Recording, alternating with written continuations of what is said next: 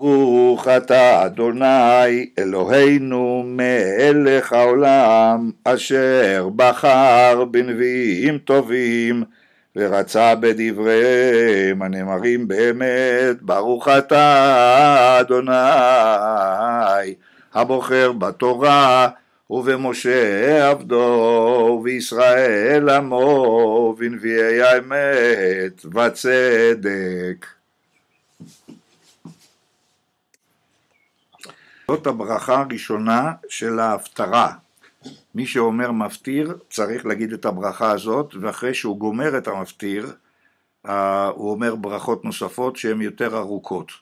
עכשיו אתה כנראה את כל המפטיר לא תוכל להגיד את ההפטרה, הוא גדול, הוא ארוך וצריך לזכור את זה בעל פה. אני לא בטוח שאנחנו נעשה את זה, אבל עם הזמן נבדוק. כרגע מה שהכנסתי לך בפנים זה הברכה הראשונה של ההפטרה.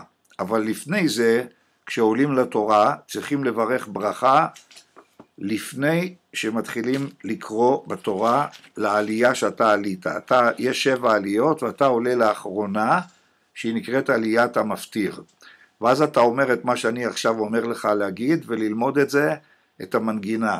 ברכו את אדוני המבורך, ברוך אדוני המבורך לעולם ועד, ברוך אתה אדוני אלוהינו מלך העולם אשר בחר בנו מכל העמים ונתן לנו את תורתו, ברוך אתה אדוני נותן התורה.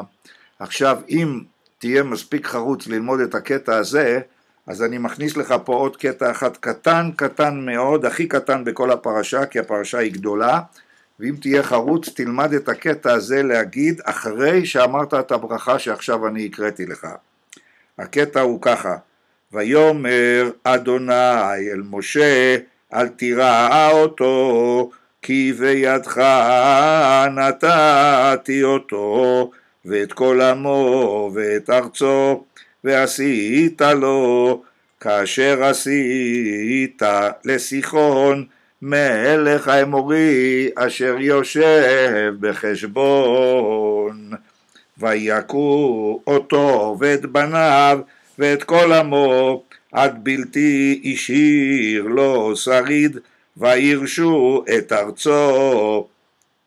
ויסעו בני ישראל ויחנו בערבות מואב מעבר לירדן יריחו.